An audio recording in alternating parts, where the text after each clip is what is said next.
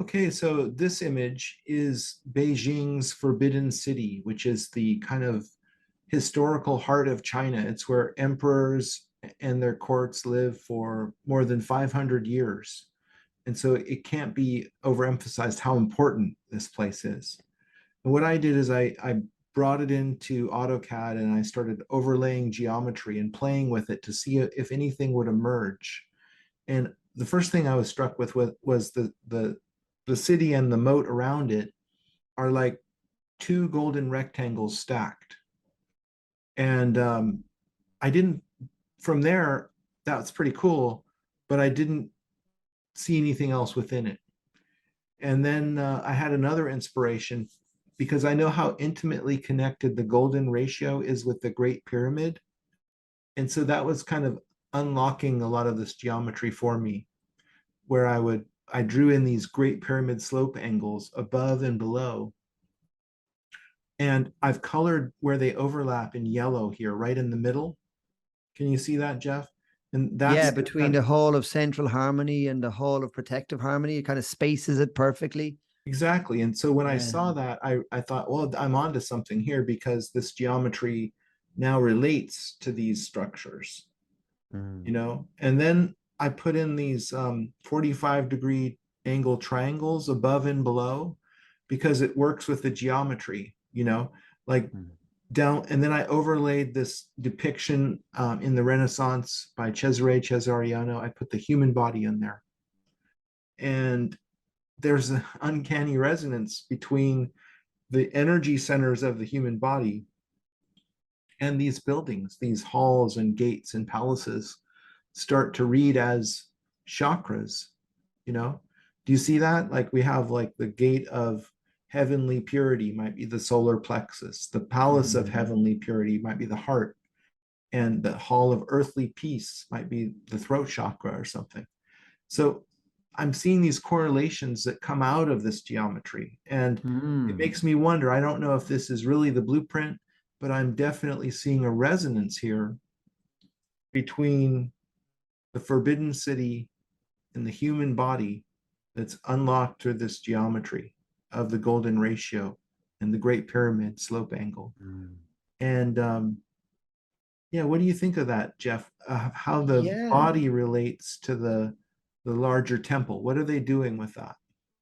Yeah, well, you know what? There's a few things going on for me with this diagram, Scott. I think for our viewers, I'm just feeling this is a great example about how, you do this trip with geometry. It's the same way I do it when I'm drawing out mandalas. But there's two things going on. One is it's a gorgeous example of you and how you work with geometry. So just to put the thing in context, right? If I'm right, you would have looked at this Forbidden City temple complex and had an aerial view of it, and then sort of just queried, I wonder, is there any geometry knocking about in this plan? And then I don't know what you would have hit first, but I'm guessing you would have hit like the golden ratio triangle or rectangle and realized that there was two golden ratio rectangles going on. Isn't that right? Yeah, and then when I see that, I get a hit. I'm like, okay, this fits perfectly. Yeah. Yeah. And then you Okay, get excited. You're kind probably of like, not an aha, accident. okay. Like that determines like the size of the moat, Yeah. And and so bringing people with us here, then you say, I'll tell you what I'll do. I'll drop a great pyramid triangle from the top going downwards and a great pyramid triangle from the bottom going upwards. And then you'd be like, yeah, no big deal. You're just kind of doodling at this stage. and But then when you have that that kind of hit, evokes the hermetic idea of as above, so below. yeah, They're yeah. mirror And images. The pyramid and the pyramid in Versailles in Paris reminds me of this, right? exactly. And then you have this separator, so which is so perfect. Now I could see where you'd be getting excited. Now you'd be like, oh wow.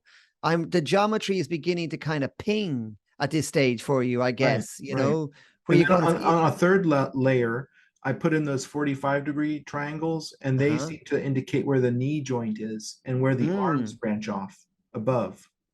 And also you had to follow your intuition and say, hey, I wonder if I dropped like a representation of a human body in here. That's kind of following your intuition, isn't it? You're kind of listening to your kind of inner guidance or whatever, which I feel is a huge part of this way of working with geometry, that you just must have been called somewhere from within yourself to say, yeah, I'm curious how this might line up with the human anatomy. Am I Well, right? Like, I'm not yeah, leading well, you I in this. know This is that where, the greatest temple of all is the human body, and the most brilliant designers encode that the body's structure in the temple floor plan or in the temple section or elevation. It's part of, it creates a resonance on the microcosm of the human body to the macrocosm of the temple and beyond. So and I'm loving the I'm way you're following your intuition here. yeah, and again, am I just overlaying things and reading into this and showing patterns that aren't there?